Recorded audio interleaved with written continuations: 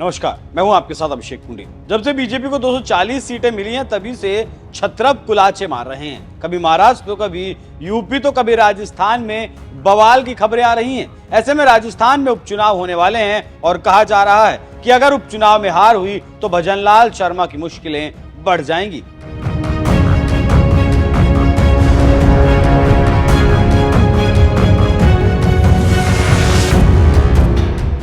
लोकसभा चुनाव खत्म हो चुका है और अब हार जीत की समीक्षा भी चल रही है। उसी कड़ी में राजस्थान में काफी हलचल है। वसुंधरा हार मानने को तैयार नहीं और मोदी झुकने को तैयार नहीं। इसी बीच उपचुनाव को लेकर मोदी का संदेश भजनलाल लेकर वसुंधरा राजे के दरवाजे पर पहुंचे, लेकिन खाली हाथ लौटना पड़ा। जी हां, मीडिया में 2 दिन पहले खबर काफी प्रमुखता से छपी कि भजनलाल शर्मा पूर्व मुख्यमंत्री वसुंधरा राजे से 1 घंटे से ज्यादा समय तक उनके घर पर उन्होंने मुलाकात की, लेकिन इस खबर की कोई तस्वीर सामने नहीं आई। इस खबर को लेकर मीडिया में खबर है कि भजनलाल अपनी मर्जी से नहीं बल्कि दिल्ली के आदेश पर वसुंधरा राजे से मिलने पहुंचे थे। मोदी शाह का संदेश दिया और इसी को लेकर लाल भुजक्कड़ कह रहे हैं मोदी शाह को राजे की याद आ रही है। क्या लोकसभा में जो बुरी हार हुई उससे मोदी शाह बैकफुट पर हैं और 25 में से 14 सीटें जीती। बाकी सीटों पर बीजेपी की बुरी हार हुई क्योंकि लोकसभा में वसुंधरा ने दूरी बना ली, जिसका नतीजा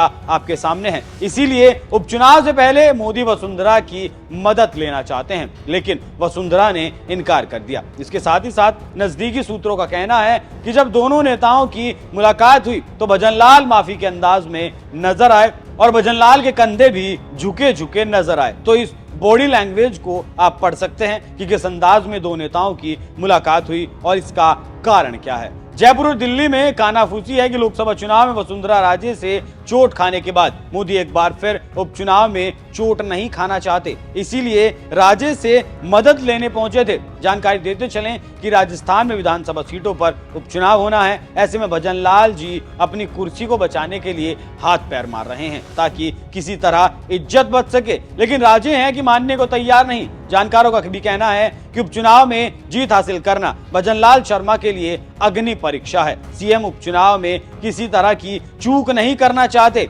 इसीलिए कहा जा रहा है कि उपचुनाव को लेकर दोनों नेताओं के बीच मुलाकात हुई। इसके साथ ही साथ दिल्ली संदेश देना चाह रहा था कि बीजेपी में सब कुछ ठीक है। इसके साथ ही साथ शर्मा जी चाह रहे थे नागौर की सीट पर राजे प्रचार करें, क्योंकि भजनलाल की नाक में दम हनुमान बेनीवाल ने कर रखा है। अगर प्रचार करती हैं तो बीजेपी को काफी फायदा होगा, लेकिन सूत्रों की माने तो राजे ने भजनलाल शर्मा को ना तो हाँ कहा और ना ही इनकार किया, लेकिन बड़े सलीके से भजनलाल को वापस जरूर भेज दिया और बोल भी दिया। इसीलिए कहा जा रहा है जिस तरह से लोकसभा में चुनावी हार हुई उसी तरह से उपचुनाव में हार होना तय है। अब देखना होगा आगे होता क्या है।